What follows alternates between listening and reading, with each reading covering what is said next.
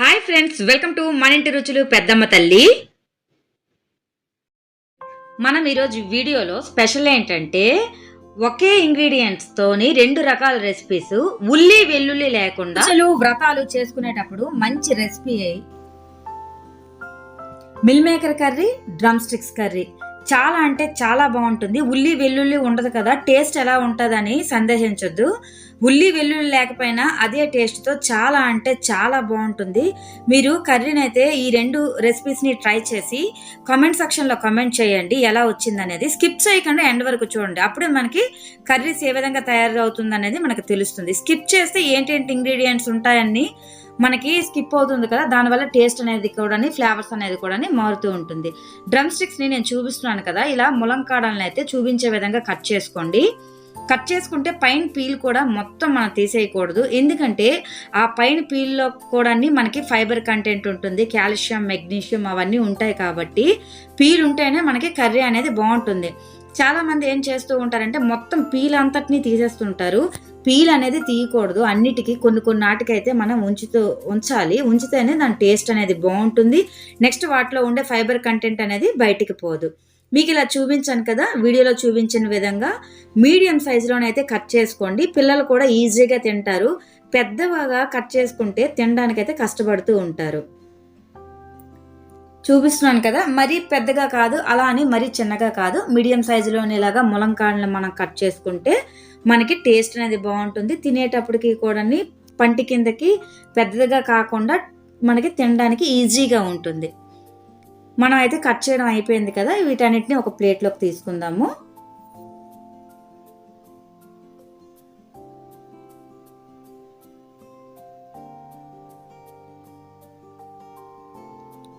ప్రాపర్గా నీట్గా కట్ చేసుకున్నాం కదా, ఇప్పుడైతే మనము మిక్సీ జార్ తీసుకొని వీటికి ఫైన్ పేస్ట్కి ఏంటేంటి కావాలో చూద్దాము. నేను టమాటోస్ని అయితే 3 తీసుకున్నాను. మీరు టమాటాలని మీకు ఎక్కువ గ్రేవీ కావాలి అనుకుంటే కొద్దిగా ఎక్కువ టమాటాలు తీసుకోండి. నేనైతే ములంకాడలకి సెమీ గ్రేవీ, మిల్ మేకర్కి వచ్చేసి కొద్దిగా లైట్గా ఫ్రై అనేది, మరి గ్రేవీగా కాకుండా సోయా చంక్స్ గ్రేవీ బాగుంటుంది. అంటే 2 విధాలుగా ఈవినింగ్ స్నాక్స్గా తినడానికి, రైస్లోకి అయ్యేటట్టుగా అయితే నేను గ్రేవీని ప్రిపేర్ చేస్తున్నాను. రెండింటికి కలిపి నేను ఇలాగ పెద్ద సైజుగా ఉండే 3 టమాటాలను అయితే నేను తీసుకున్నాను. మీకు ఎక్కువ గ్రేవీ కావాలి అనుకుంటే మీరు ఎక్కువ టమాటాస్ని యూజ్ చేయండి. సెమీ గ్రేవీ నేను యూజ్ చేసేది డ్రమ్ స్టిక్స్ కర్రీకి. మీరు ఎక్కువ గ్రేవీ కావాలంటే టమాటాస్ని ఎక్కువ యూజ్ చేయండి. చాలా వరకు కరివేపాకుని యాడ్ చేస్తూ ఉంటారు, కర్రీస్లో వేస్తూ ఉంటారు, అది తీసేసి పక్కన పడేస్తూ ఉంటారు. అప్పుడు మన ఒంటికి అది ఏంటి చేరుతుంది, కరివేపాకు అనేది తినడం వల్ల మనం కంటిన్యూస్గా మనం ఫుడ్లోనైతే రెసిపీస్లోనే యాడ్ చేయడం వల్ల, అది ప్రాపర్గా తినడం వల్ల కంటి చూపుకి, నెక్స్ట్ వచ్చి మన హెయిర్కి అనేది, హెయిర్ గ్రోత్కి చాలా అంటే చాలా వరకు మంచి బెనిఫిట్స్ ఉంటాయి. కంటి చూపు కూడా చాలా బాగా మెరుగవుతుంది. వీటిలోని నేను 1 టీ స్పూన్స్ ఆఫ్ జీలకర్ర తీసుకున్నాను. కరివేపాకు మీరు ఎక్కువగా తీసుకోండి, కొద్దిగా కాకుండా. మీరు ఎప్పుడు ట్రై చేసి ఉండరు కదా, ఇలాగ కరివేపాకుని టమాటోస్తో కానీ లేదా వేరే ఏది పేస్ట్ చేసినా కూడా మనం కరివేపాకు ఎక్కువ తీసుకోవడం వల్ల మీకు అడ్వాంటేజెస్ చెప్పాను కదా, హెయిర్కి కానీ మన కంటికి కానీ చాలా మంచిది.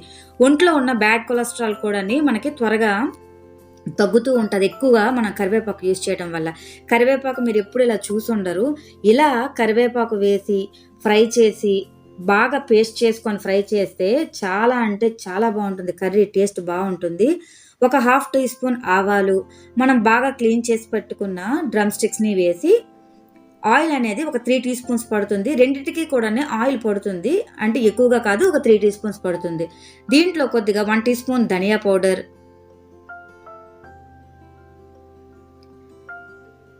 చిటికెడంత పసుపు, 1 స్పూన్ కారము. నేనైతే చిల్లీ పౌడర్ తీసుకునేటప్పుడు మనకేంటంటే ఈ కారము అనేది చాలా స్పైస్ ఉన్నది. మసాలా కారం అయితే ఒక 2 టీ స్పూన్స్ తీసుకోండి, నార్మల్ కారం అయితే 1 టీ స్పూనే తీసుకోండి. 1/2 టీ స్పూన్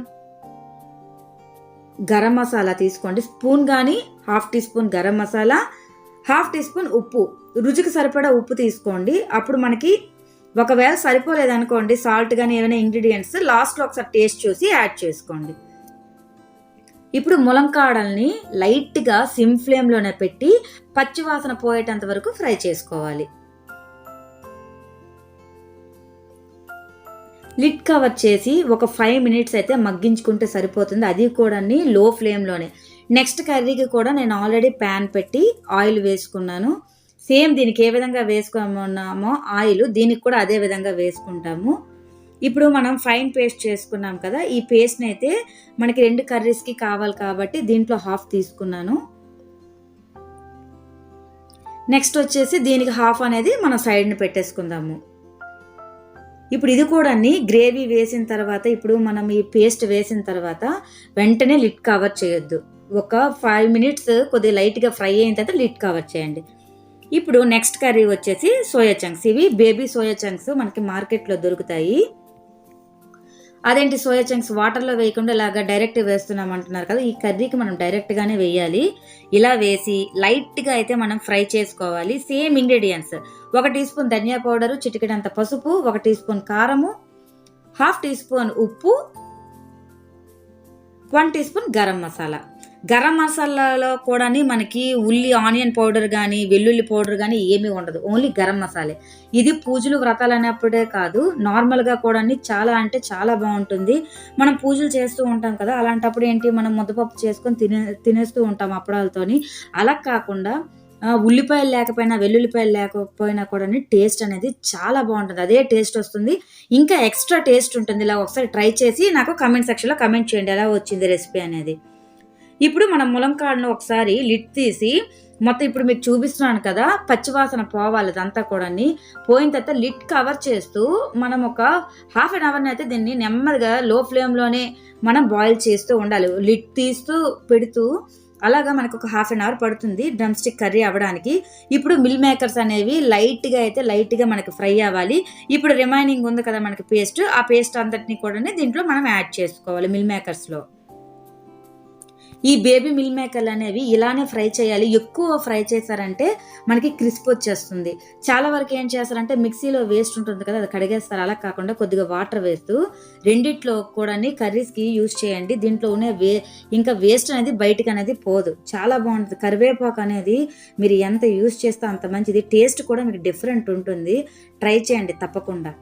కరివేపాకు అనేది మనం బయటికి పడేస్తూ ఉంటాము, మనకు దొరికింది ఏది కూడా అంత జెన్యూన్ ఫుడ్ కాదు. కరివేపాకు అనేది మనకి జెన్యూన్ ఫుడ్, అంటే మనకి ఇంకా ఆర్టిఫిషియల్ ఫ్లేవర్స్ యాడ్ చేస్తారు అలా ఏం ఉండదు. ఇది కొద్దిగా దగ్గరగా అయిన తర్వాత ఆయిల్ పడుతుంది అని చెప్పాను కదా, 1 టీ స్పూన్ వరకు కొద్దిగా ఆయిల్ వేసుకోవాలి.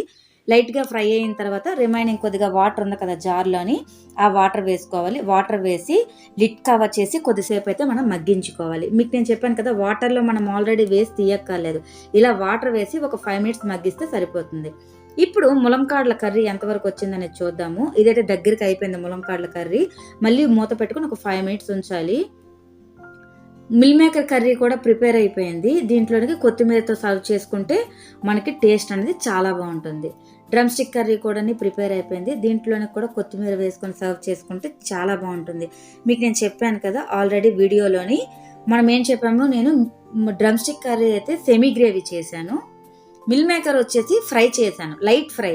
ఆల్రెడీ మనం వాటర్ వేసాం కాబట్టి వాటర్తోనే అది మగ్గి మనకు టేస్ట్ అనేది చాలా బాగుంటుంది. క్రిస్ప్గా అయితే ఉండదు, మరీ క్రిస్ప్ ఉండదు, అలా లైట్గా క్రిస్ప్ తగులుతూ ఉంటుంది. ఇప్పుడు ములంకాడ కర్రీని మనం సర్వ్ చేసుకున్నాము. ఇలా సెమీ గ్రేవీ ఉంటుంది కదా, తినేటప్పుడు మనకి ఫ్లేవర్ అనేది చాలా బాగుంటుంది. మీరు ఎప్పుడు కూడా కరివేపాకు ఇలాగా మిక్సీ జార్ పట్టేసి మీరు తినలేదు కదా, కరివేపాకు పౌడర్ అయితే తింటూ ఉంటారు మీరు, రైస్లో కలుపుకునేటప్పుడు ఆ ఫ్లేవర్ ఎలా ఉంటుంది, కరివేపాకు పొడి తింటునేటప్పుడు చాలా అంటే చాలా టేస్ట్ ఉంటుంది కదా. అలాగే కాకుండా కరివేపాకుని ఈ విధంగా మనం మిక్సీ జార్లో వేసేసి ఇలా తింటే కర్రీ అనేది చాలా బాగుంటుంది. ఇది రైస్ లోపలికి కానీ లేదు అంటే మనకి టిఫిన్స్ అది చేసుకుంటాం కదా, దేంట్లోకైనా చాలా అంటే సూపర్ కాంబినేషన్. మీకు కొద్దిగా ఎక్కువ గ్రేవీ కావాలనేటప్పుడు మీరు పేస్ట్ కొద్దిగా ఎక్కువ చేసుకొని తింటే చాలా బాగుంటుంది. మిల్ మేకర్స్ వచ్చేటప్పటికి లైట్ ఫ్రై చేసుకున్నాం మనము. ఇవి కూడా మనకి టేస్ట్ ఎలా ఉంటుందంటే మటన్ తినేటట్టు ఉంటుంది. నెక్స్ట్ వచ్చేసి డ్రై నెత్తళ్ళు ఉంటాయి కదా, ఆ టేస్ట్ అయితే నేను తినేటప్పుడు సేమ్ అదే టేస్ట్ వచ్చింది. డ్రై నెత్తళ్ళు పచ్చిగా, అంటే మనం వితౌట్ రైస్ మనం ఈవినింగ్ స్నాక్స్గా కూడా తినొచ్చు. పిల్లలు వచ్చేటప్పుడు ఏదైనా డిఫరెంట్గా చేయమంటారు కదా, చాలా అంటే చాలా బాగుంటుంది. ఇప్పుడు రైస్ తీసుకుంటే రైస్ కాంబినేషన్లో ఏ కర్రీ ఏ టేస్ట్ ఉంటుంది అనేది మీకు నేను ఇప్పుడు చెప్తున్నాను. ఇప్పుడు మనం ఇలా రైస్ తీసుకున్నాం కదా, ఈ మూడిటితో పాటు రైస్తో పాటు ఈ ఫ్రై తర్వాత సెమీ గ్రేవీ మనం ట్రై చేయొచ్చు. అలా కాకుండా సెపరేట్గా తీసుకుంటే rice with drum stick curry తీసుకున్నాం అనుకోండి, ఇప్పుడు ఈ కర్రీ అనేది రైస్లోకి కలుపుకోవడానికి చాలా అంటే చాలా బాగుంటుంది, ఇడ్లీలోకి బాగుంటుంది. ఈ కాంబినేషన్ వచ్చేటప్పుడు మిల్ మేకర్ కాంబినేషన్ వచ్చినప్పటికీ సాంబార్ కానీ, పప్పు కానీ, ముద్దపప్పు కానీ లేదా పెరుగన్నం కానీ కాంబినేషన్ అంటే చాలా బాగుంటుంది. మీరు ఈవినింగ్ స్నాక్స్ కింద ఉట్నే కూడా తినొచ్చు, చాలా బాగుంటుంది. ట్రై చేసి నా కామెంట్ సెక్షన్లో కామెంట్ చేయండి. తప్పకుండా లైక్ చేసి సబ్స్క్రైబ్ చేయండి.